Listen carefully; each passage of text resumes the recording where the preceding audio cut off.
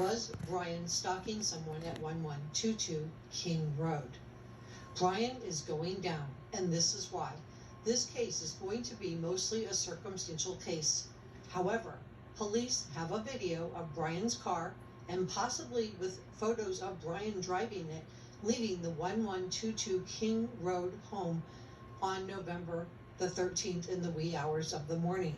A lot of people have been talking about the fact that the information on the affidavit may not be enough to convict Bryan, and I just want to share with you that everyone is innocent until proven guilty, and Bryan is innocent at this time.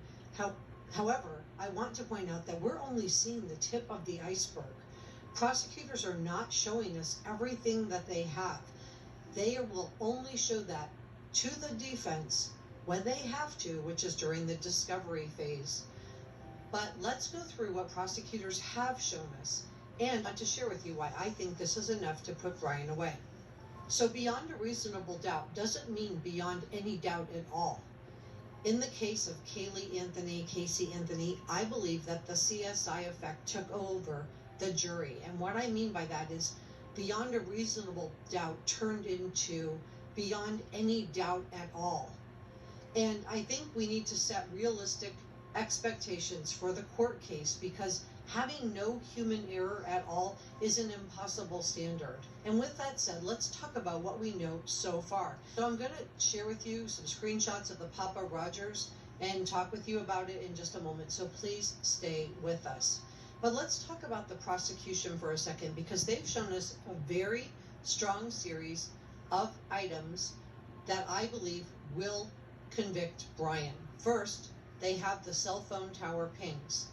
Now we know that his cell phone was turned off and turned on, and I believe this was done intentionally by him to mask where he was.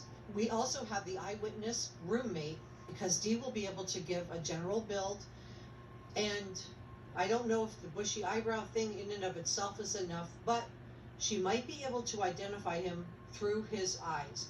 And I've seen many people wondering, why did she freeze and then go back to her room? Why didn't she call 911? And, you know, I don't know the answer to that question.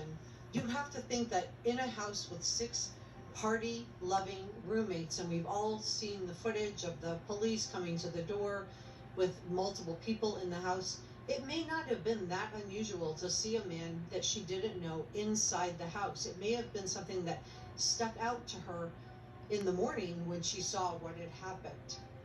What are prosecutors going to use to convict Bryan? First, they're going to use his cell phone data, and I believe they also have DNA evidence from the sheath